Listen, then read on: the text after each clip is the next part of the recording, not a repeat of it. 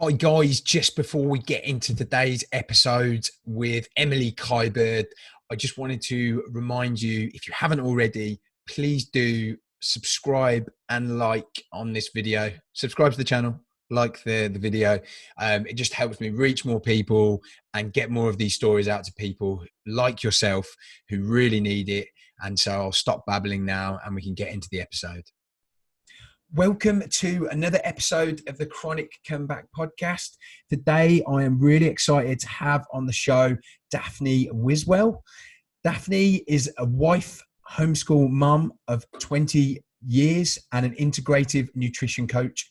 She spent nearly 20 years studying and developing practical and spiritual strategies to help others unlock the healing potential that is already inside of them. For years, she battled depression, anxiety, panic attacks, Hashimotos, and the debilitating pain of rheumatoid arthritis. She discovered that changing the thoughts in her mind and the food on her plate could create powerful shifts in her life and her health. And she's on a mission to hand others the keys they need to experience this abundant life for themselves. So thank you so much for coming on the show. I love your story because not only what you've been through, you're now giving back and helping people. And that's what the kind of people we love to have on the show and the kind of stories we love to have on. So thank you so much. Yeah, thank you so much for having me. I'm excited to be here with you today. No worries. Okay, so let's go back to the beginning in terms of your health story. Could you just give us a bit of an idea of what your life was like before you started having, the health issues that I mentioned, and did you have a healthy, childhood, that part of your life, and could you just take us through that initial part of the story? Yeah, so I never had any health issues growing up. I had a super healthy childhood. We hardly ever went to the doctor, and super active kid, and went to school, did all the things normal kids do, and had 3 healthy pregnancies. Those were all fine, had my babies, and I was just living a life as a stay-at-home mom. My husband had his career, and my career was wife and mom and homeschool, and it kept me busy. Yeah. So I didn't have any health issues until it was after the birth of my 3rd son. Is when I started having issues with the depression and the anxiety. And, the doctors were like, oh, well, it's just postpartum. But it lasted for quite a while. And actually, I started thinking like maybe it started after the birth of my 2nd child. And I just didn't realize it, or maybe I just thought I was overwhelmed as a mom. And so I dealt with that for a couple of years. Birth of my 3rd child, that's when I actually got diagnosed. And so I was in counseling, I was taking medication for a couple of years. And then that's when I got diagnosed with the rheumatoid arthritis, was during that process.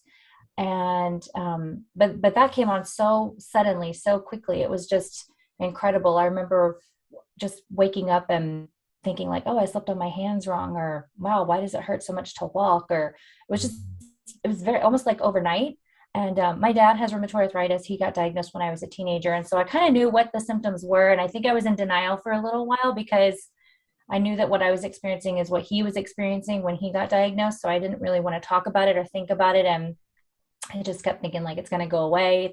I'm too young for this. And it didn't. So I remember calling my dad and saying, hey, I've got these symptoms. And I really, in the back of my mind, thought he was going to be like, that's not what it is. And you just need to, do some exercise or something. And he was like, you need to go get seen. You need to get diagnosed. You need to start treatment immediately.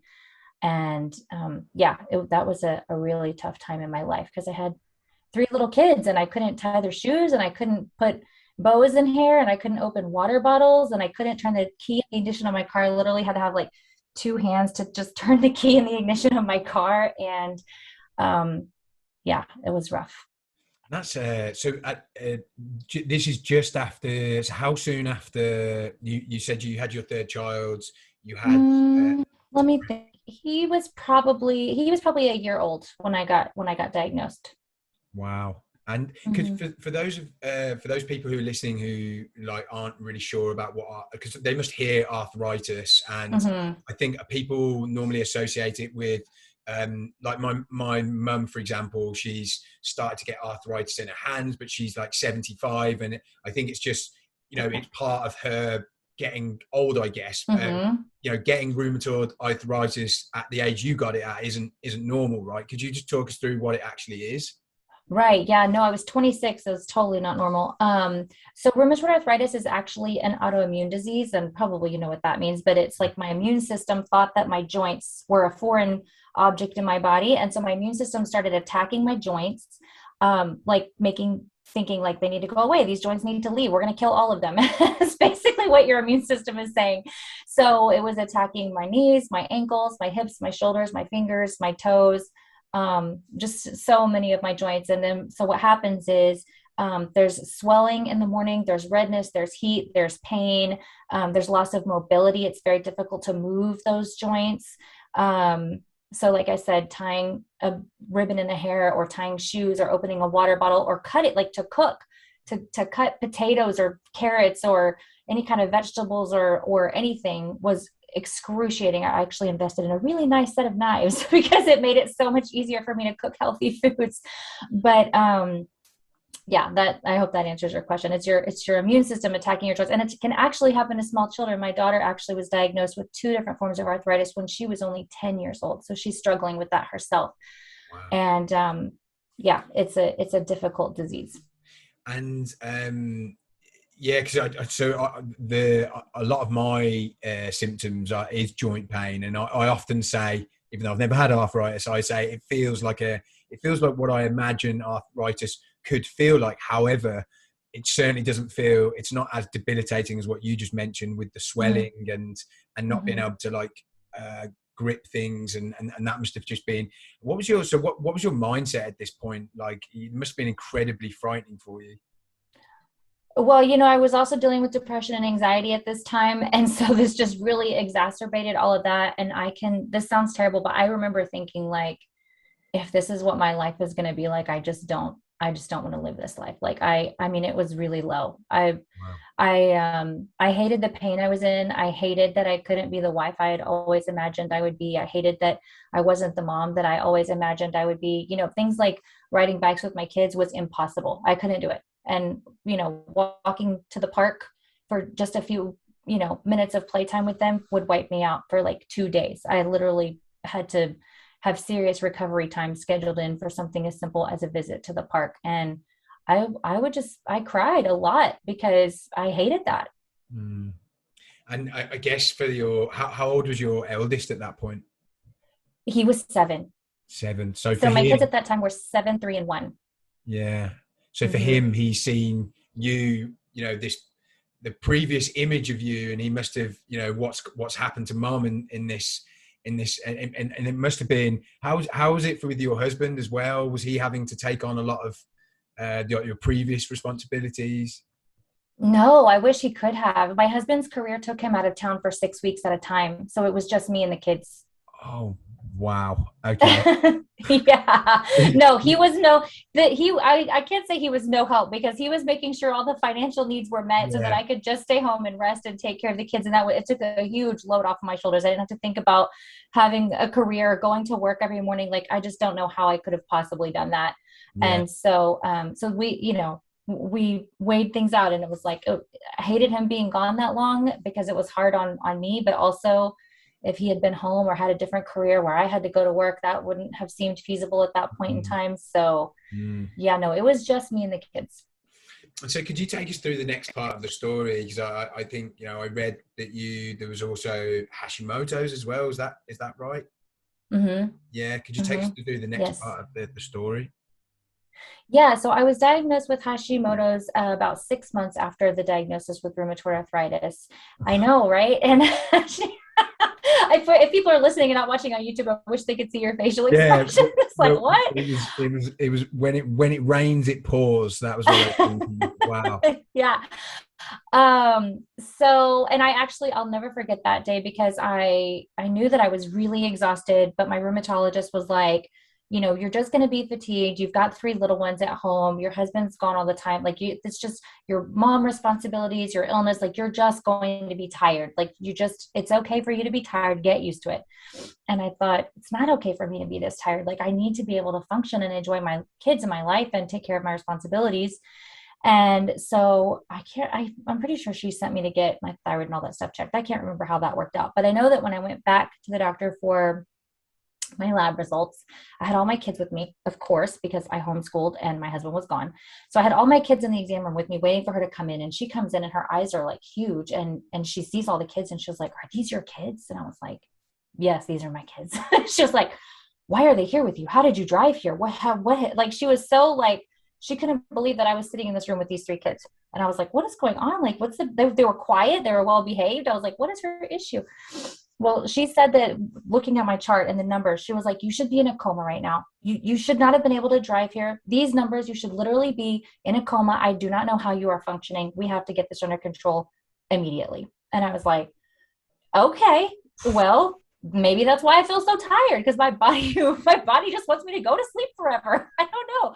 So, my antibodies. So for people who are listening who don't know what Hashimoto's is, Hashimoto's is an autoimmune condition where your immune system attacks your thyroid and it totally jacks up thyroid hormones and endocrine system and pancreas and like so many different things. And it can affect your sleep, your mood, your weight, your skin, your hair. Just so it literally makes you feel crazy. Like that's actually when my depression and anxiety started to go away, because we started to treat my thyroid. And so I think for years it was actually a thyroid issue that no one had tested for, which is very common with Hashimoto's. If people listening get your thyroid test, they're like, "Oh, your thyroid's fine." Make sure they do a full panel, because they like to just test your TSH, and that doesn't tell you anything. You need to test all the antibodies to get an accurate diagnosis. But anyway, so yeah, that was the story with the Hashimoto's. And that's actually something that went into remission for about 6 years, but I'm back to trying to get antibodies under control, because stress and all kinds of different things can affect Hashimoto's. It can affect all the autoimmune things that can happen in your body, but there's been a lot of stress in my life in the last couple of years. We've moved, my husband changed careers, my kids are all becoming adults. I have 2 kids with autoimmune conditions, and one of them is like potentially life-threatening all the time, 24/7. We're helping him manage that. And so my body is just always trying to stay in balance. Wow. Okay. God. Yeah. And you were homeschooling them as well. I did. Yes. I Wow. homeschooled all of them. For their whole childhood. They went to school a couple of years. I think I was figuring out the math the other day. I think in total they went to school maybe 4 years, because we let all of them try like kindergarten, just see if they wanted to go to school, kind of give them the choice. But yeah. And then the oldest one went a little bit, but yeah, 4.5 years. Other than that, we homeschooled the whole way through. Great. You didn't make it easy for yourself, did you? Actually, if I'm going to be honest, I think it was a lot easier than having them go into the public school system, because the kids' schools were great, but trying to manage my youngest son's condition at the school setting where they didn't have a lot of experience, and advocate for him and his rights, and making sure that everyone there knew what to do in case of an emergency. I was at the school all the time. I was always at the school trying to teach them or actually intervene and do what needed to be done. And I thought, if I'm going to have to take care of him anyway, why don't I just keep him at home? So I just did that. Yeah. So going back to so you got diagnosed, you said it went into remission. Was that through medication? With the Hashimoto's, no. So I put Hashimoto's and rheumatoid arthritis into remission at the same time, and it was with a lot of nutritional changes and lifestyle changes and changing the way that I thought. Could you talk us, because I think that's really interesting. I like the fact that it wasn't with medication, because I think that makes a lot more sense, and also is very similar to other people that have recovered on this podcast. So could you talk us through those changes, but also maybe if you could talk us through your interaction with the doctors around about this time. Sure. I think we spoke about it before we got on the podcast. You struggled with finding the right kind of doctor, and that was difficult for you. Could you talk us through that and how you came to the point where you got the right knowledge? Yeah, sure. So like I told you before we started recording, the medical system in Houston is really fantastic. So there were a lot of great medical doctors, but none of them had the knowledge that I felt like they should have about nutrition. So, like, for example, when I would ask them, like, are there things that, and I don't even know why I thought to ask this question, honestly. I'm like, where did this even come from? But I would ask them, like, is there anything I can change about the way that I'm eating that could help me? Like, because I was on all the medications. I took the steroids and the immunosuppressants and the anti-inflammatories and the low dose chemo. And I took a lot of medications because that's what they said I needed to do to get everything under control really quickly. They were like, you're going to have knee replacements by the time you're 40. You're going to have to deal with this. You're going to have to deal with this. And it kind of scared me. Yeah. And I was, like I said, young, 3 kids, husband gone all the time. I knew that I didn't want any of that to happen. So I just did what they said. But at the same time, I was asking lots of questions and they never had the answers. They just kept saying, well, just keep taking your medicine. But I was in the same amount of pain. And also I was getting sick all the time because when you're taking medications that suppress your immune system and you have 3 little kids, and even when you're not in a pandemic and you go to the park and there are germs and the grocery store and there are germs and all these, like, I think that they would carry all these little bugs and then I was the one who would get sick. And so, I mean, there were so many times when I would have to get on different really strong antibiotics. I was getting all these different infections. I had to go in the hospital for IV antibiotics a couple of times. And so then I'm like trying to find someone to watch my kids while I'm in the hospital and of course my mom and my sister were great big help. They were always there when I really needed intervention like that. But it was terrible. And so I did that for about 6 years. I think I was probably 30 when I decided that, and that's really what it was. I just decided, like, I can't live this way. I know this is not how I was intended to live. Like, I know that my body is designed to heal. And so I'm going to figure this out. And I really, I don't know if I can say this on here, but I just prayed. I was like, okay, God, you got to show me what I need to do because nobody else can tell me. So I'm going to let you teach me. And I just felt like I started getting this supernatural wisdom of, okay, well, eat this and don't eat that and try this and drink more water and don't drink sodas and and all this stuff. And I was like, okay, this is really hard. Like I went to nursing school. I didn't become a nurse and I'm really glad now, but I went to nursing school in my young adult years.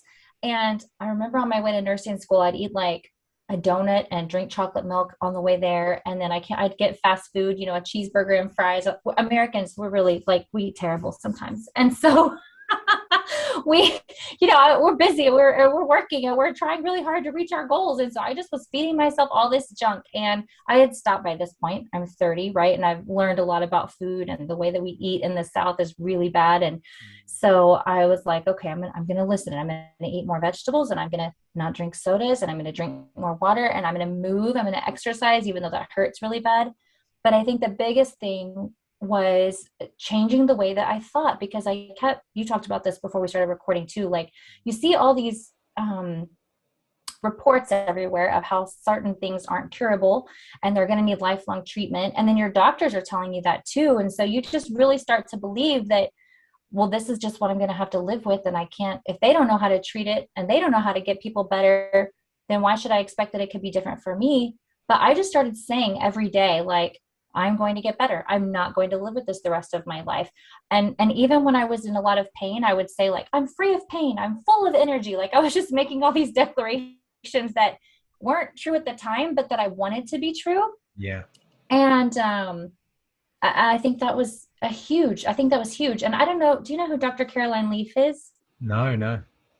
Okay, well, I just love her. And I didn't find this out until like 3 years ago. So all of this journey and transition that I'm telling you about happened about 12 years ago. But I just found out about 3 years ago that Dr. Caroline Leaf is a neuroscientist. She's neuro something, specializes in studying the brain. And she actually teaches that you can rewire the pathways in your brain with your thoughts and your words, and it can change the physical it can just change your physical body. So if you're sick, but you believe that you can get better and you say that you're getting better, then you can actually create new pathways in your brain that tell your body you're getting better. And that's why the placebo effect works.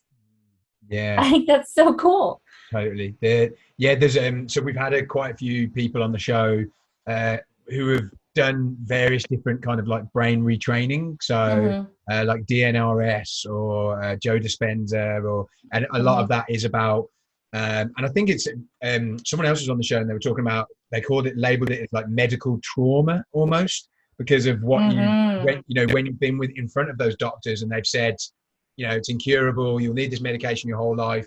You go on a website and you see the same thing, and it keeps there's trauma there, and so it's about Yes. undoing that trauma. And it sounds like you were intuitively doing that yourself. Is that right? It is right. Yes. I'm Yeah. like, when I found out from Dr. Caroline Leaf that that's what I did on my own, with my prayer, of course, is like, oh my gosh, wow, just being led by spirit to just start to do these things on my own. And it's scientifically proven to work. That's incredible. Yeah.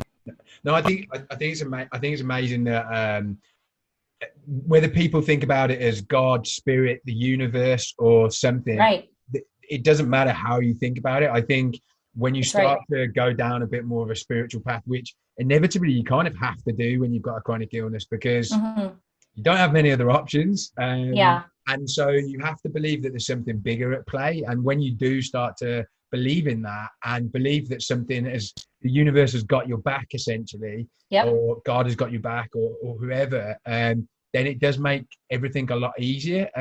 I do find it very impressive and crazy that you were able to do that yourself, because that just must have, what was the turning point for you? Because a lot of people in your situation, your husband's away. Obviously, he's taking care of the financial side of things, but he's away. Mm-hmm. So you don't have that adult support in the house.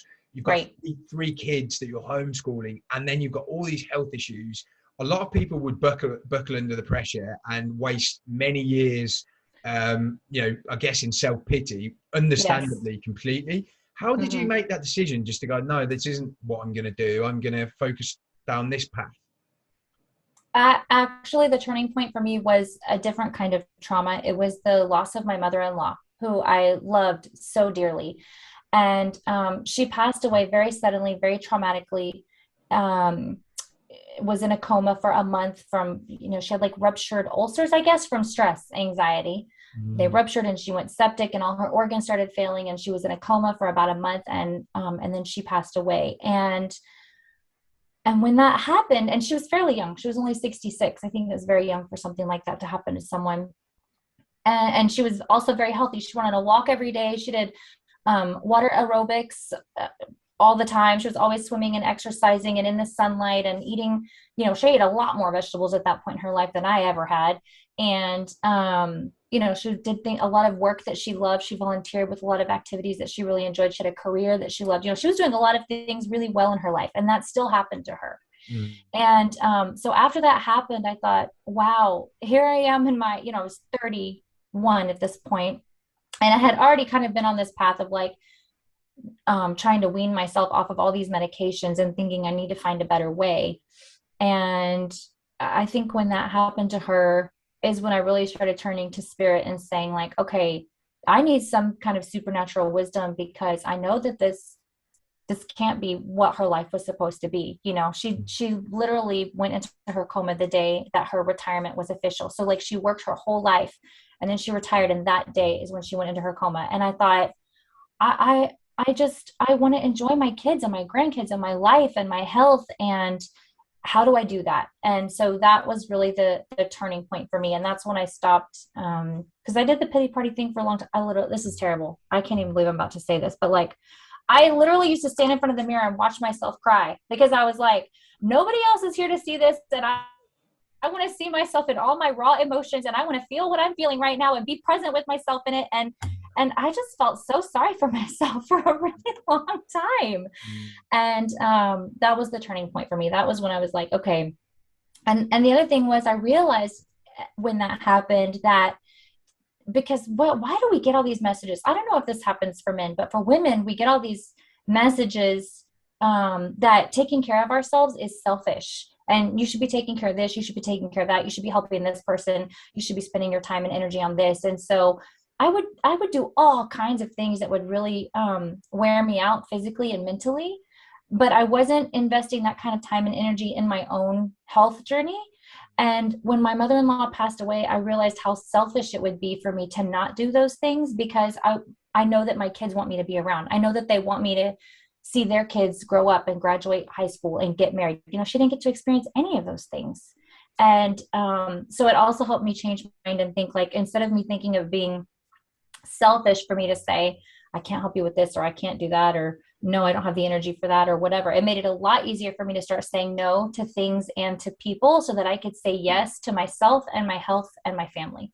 Yeah, and that is a key thing to, you're becoming a different person, really, aren't you? You can't be that person you used to be, Right. because probably the person you used to be was maybe a reason that got you into that position in the first place, in Yeah. one way or another. Um, so on top, you mentioned like with the dietary changes, I don't want people to think that suddenly you just started saying nice things to yourself each day, and then you ate a few apples and then you were better. So Yeah, I wish it was that yeah, easy. so could you give some more detail on that? I want to give you a little bit more credit in this process, and just let us know kind of what that process was a little bit was like. Yeah, I'm glad that you asked that and that you'll let me expand on that a little bit, because I don't want it to sound easy, because it really wasn't. But I also just want to add a disclaimer that, like, what works for one person doesn't work for anyone else. So if anyone hears this, like, that doesn't mean like go out and do what I did, because that doesn't necessarily mean it's going to work for you. My dad has this disease, my sister, my daughter, and none of the things I did worked for them. They all had to find their own paths.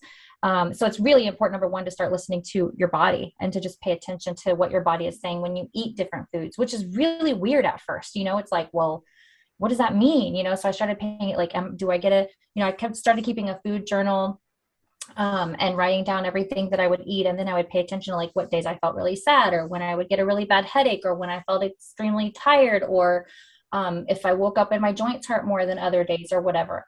And I did that. I can't even remember how long I did that for, honestly, but it was for a little while. And then I felt inspired to cut out all animal products. No meat, no eggs, no dairy, which I don't know how much your listeners know about South Texas, but we eat a lot of barbecue and steaks and burgers and ribs, and there's a lot of meat in our diet here.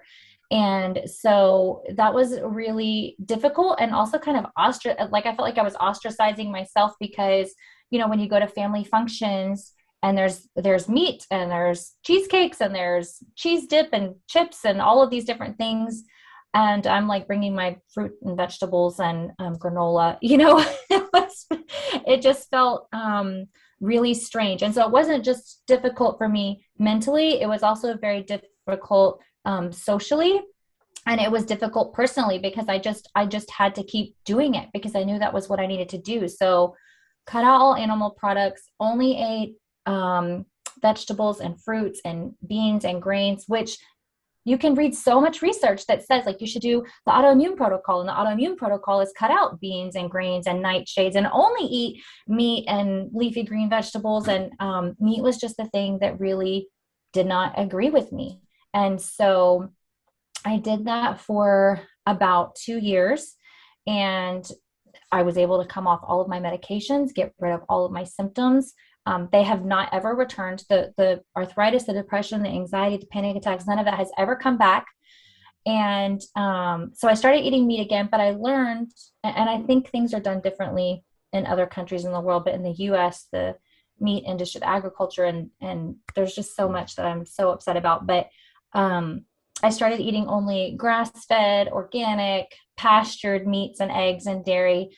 And so I was able to do that for about 8 years, I guess, and not have any symptoms return. But then now that I have this flare up again with the Hashimoto's, no joint pain still, but antibodies with my thyroid are rearing up again. So I'm not going totally vegan this time, but I'm doing more of a Mediterranean style diet, where not really any dairy, no red meat, no pork, but lots of fruits, lots of vegetables, lots of grains. And so, and then I get to eat turkey and chicken. But yeah, that was my process and my journey. And I made it sound very easy in the beginning, and it really wasn't. It was difficult on so many levels, but it was so worth it. Yeah, and well, also just I mean, I've tried. I'm labelled as the weird one in my friendship group, because I've had to. I'm constantly, whenever I see them, what diet are you on now? What are you Yes. doing now? And but this is like, it's 2018 when I first started like sharing this kind of stuff with them? Sounds like probably what it was like 2007, 2008 when you were doing that, was it? When you were Yeah, 2007. yeah. Wait, no, it was a little later. 2009 is when I started doing all this. But even so, like the whole like wellness like vibe, and the community and stuff like online, people didn't particularly. Oh yeah, I mean particularly in America, in the southern states, in Texas, like you get ostracized these days, let alone back then. Like you will get now, you get people going vegan for a month who would never do that previously, whereas back then, people didn't know about that kind of stuff. How did it affect Right. your relationships at that time? Not necessarily your family relationships, but your Mhm. friends. Well, thankfully, I had a lot of friends who were really understanding. So when we would have gatherings and social things, I just brought my food. I just was like, because they were always calling me like, what can you have? What can you not eat? And I'm like, just don't even worry about it. Like, I'm gonna bring what I can have, and we're all gonna just relax and enjoy each other's company. Like, don't worry about it. And everyone was really gracious about that. And I will say, probably part of the reason that they were all okay with that and used to that is because my son was diagnosed with his condition, which required a lot of nutritional changes a couple of years prior. And so everyone was used to me like digging in their trash. How I got to read the nutrition label on this. So he has to have his medication, and let me see how, I had to know what was in everything in order to dose him correctly. And so they were just used to us being really weird when it came to food. Makes sense. And what is it your son's dealing with then? And So what happened? So my son has type 1 diabetes. He was diagnosed when he was 2. And for people listening, there's two different kinds of diabetes, and one of them is more lifestyle and stress and hereditary related. And the other one, which is the one my son has, is autoimmune. So it's where your immune system pancreas and it stops producing insulin, and you have to have insulin to live. It's a hormone, so there's not anything you can do or change nutritionally Mhm. that can make you not need insulin. You literally have to have insulin or you will die. In fact, I think it was less than 100 years ago, if you got diagnosed with that condition, you were given a year to live. And so thankfully we're past that point, and there's synthetic insulins and all that, and so he's alive and well with all his gadgets that he has to have. But um yeah, you have to count every single carbohydrate and some protein and fiber and all that stuff so that you know how much insulin to give at every meal. At least he's got you who's been through what you've been through, kind of like to help him through that, and Mm-hmm. that's amazing for him. Just with the going back to the mindset side of things, what what do you feel like, what helped you the most through the that long process that you went through when you were doing your diet things, and sometimes did you feel like, because what I felt quite a lot before I started like looking at mindset side of things, I'd be doing all this physical stuff, physical, Mm-hmm. and I was neglecting the mindset, and I really feel like it is that combination of both of them, for me anyway, that will make a big difference. Did you Yes. ever feel at times you were focusing too much on the physical and not as much on the mindset, and you'd have to readjust that balance, or how did you Mm-hmm. work on that? Oh yeah, I specifically remember there were a couple times where I felt like I was getting super overwhelmed with food, like different, because like you said, there are some things that work for a while and then you have to change and then you have to change again. Like your body's always changing. And so over the course of the last however many years, I've changed my nutrition plan so many times, and it just doesn't feel overwhelming for me anymore. And I'm like, okay, I'm not gonna eat this now. Okay, I'm not gonna eat that now, but at the beginning it was super frustrating. And I think that what I did was I just started. I just decided that I needed to focus on seeking truth and wisdom, and not looking necessarily at the everyday circumstances and the struggles, because then if I got hyper focused on that, it was really hard for me to see a future where those things didn't exist anymore. Mm. And so I really started just trying to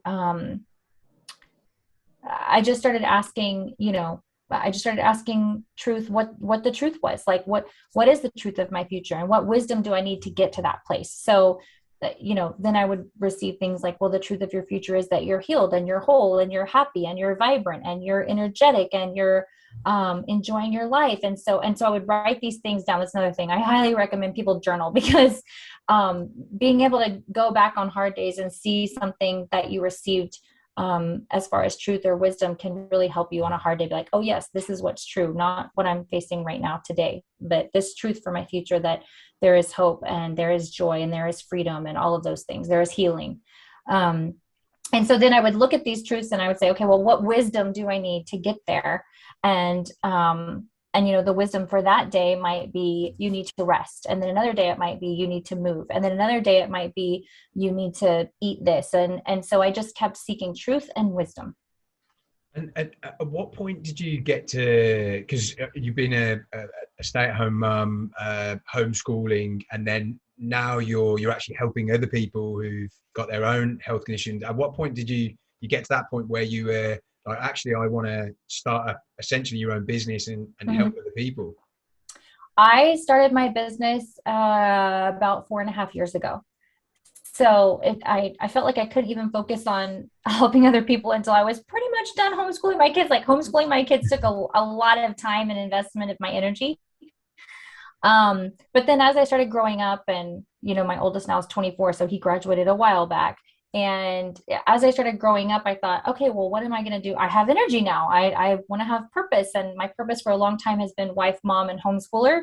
And so what is it going to be in this next season of my life? And that's when I felt really inspired to create my business to help other people who feel stuck or scared or hopeless, or whatever they might feel in the beginning of their journey. And also in a place where you and I once were, where doctors were like, oh, you just don't worry about that. Take this antidepressant. No, you're always going to be this, or you're always going to have that. I think that people really need to have someone speak truth and wisdom into them so that they can begin to see hope and get some practical strategies for their future. And so I love what I get to do.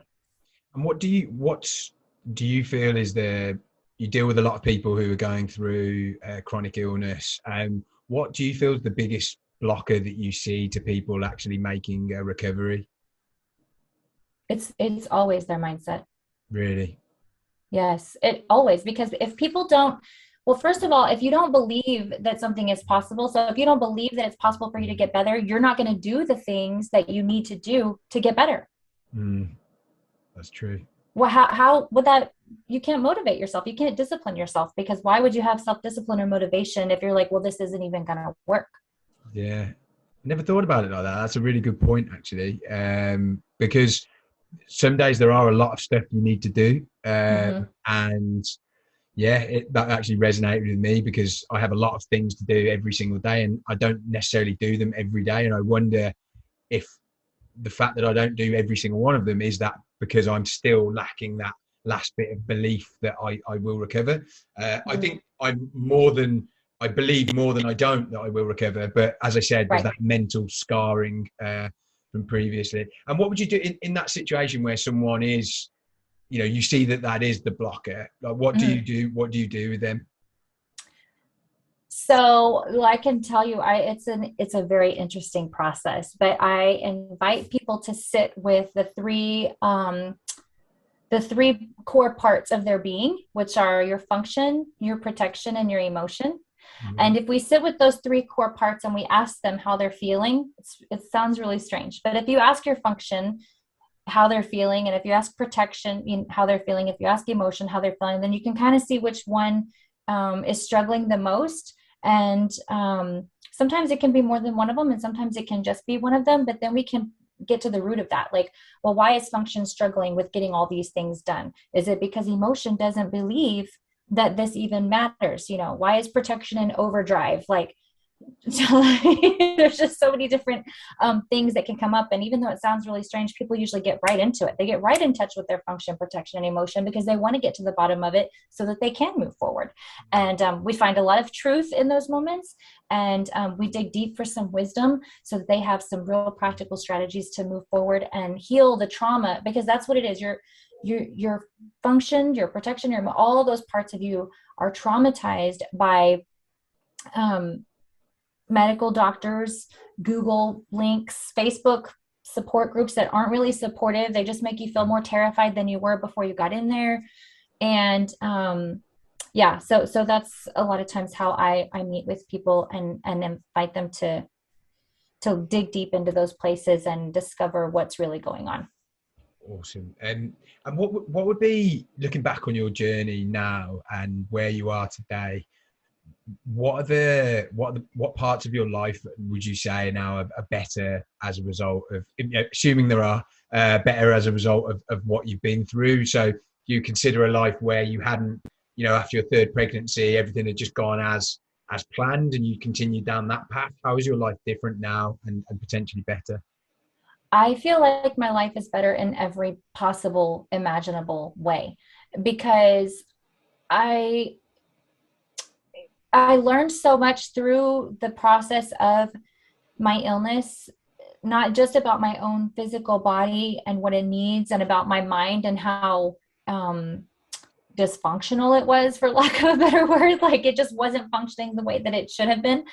Um, I've also learned so much about, boundaries and real relationships, and removing toxicity, and not being a people pleaser, and not being a perfectionist, and giving myself permission to rest, and feeling free to do things that I enjoy, just because a lot of times as a wife and a mom, you kind of like, oh, when I don't have all those responsibilities, then I'll enjoy my life, then I'll rest, then I'll, no, I get to do those things now. And I think that my kids, now that they're all adults, I feel like it really speaks to them too, because they got to watch me go through this process of being really sick and exhausted and just debilitated, to this person who runs women's retreats with a team of amazing women several times a year, and has a business and interviews on podcasts like these, and writes books and coaches people. And I'm just not the same person that I was. And I'm just grateful. I'm just grateful that I can be who I am today. And I'm always growing. I'm always learning. Like, I feel like we never really arrive to who we are. So, but I think that the struggles that I went through with my physical health are what sparked in me the desire to learn more about who I am and who I could become. That was a very good answer. My final question is just relating to people who are listening to this. And so, someone who's listening to this going through whatever kind of a chronic illness at their darkest hour, maybe at the time where, they're in tears in front of a mirror as you were, what would be your advice to them if they can't see a way out at the moment and they're in their darkest hour and they really don't know how to step forward? I think my first piece of advice would be to just sit with themselves and take a couple really big deep breaths. There's something about oxygen that will really calm things in your body and your brain. So to just sit and take some really deep breaths, purposefully, intentionally, in a quiet place. And then to just ask themselves, what truth do I need to see about my future? Like,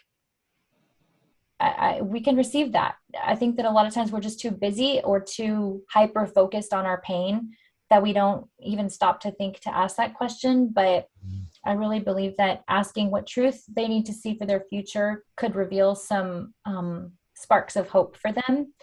And then just the next question I would ask is like, okay, what do I need to do today? Yeah. Because the other thing is, we can like really, I tell people all the time, I'm recovering type A, like I can get really detailed, like, okay, in 3 years, I want to be this person. And so I'm going to do this, and this, and these are my goals. And this is what I need to do. And it can be really overwhelming to see, like, I have to totally change my diet. I have to totally change the way I think. I have to completely shift this. So if I can just say, well, what do I need to do today? I have everything that I need for today. And so I can do whatever I need to do today and not think about tomorrow so much, just today. Yeah. And it can create huge shifts, because if I look at where I am now, nutritionally, mindset wise, physically, emotionally, spiritually, all those things, like, oh my gosh, I never would have imagined I'd be in this place, but it's because of simple action steps that I took every single day. Yeah, it's like the compound effect of exactly, just, yes. Yeah, doing the small things every day adds up like massively, but if you do it consistently, right. Love that. Okay, cool. Well, I think that's a really good time to draw the podcast to a close. But like, if people wanted to reach out to you, which I'm sure people would want to, and just maybe work with you, or just really just ask any questions, what's the best way of them to do that? So I'm on Instagram and Facebook at Daphne, the chronic illness coach. It's Daphne with an F. And my website is thechronicillnesscoach.co. So they can find me any of those places. Awesome. And as always, we will include all of those details in the show notes. And thank you so much for coming on and being such a array of positivity today. I'm sure so many people will get so much from that episode, and I know I have. So thank you so much for coming on. Thank you so much for having me.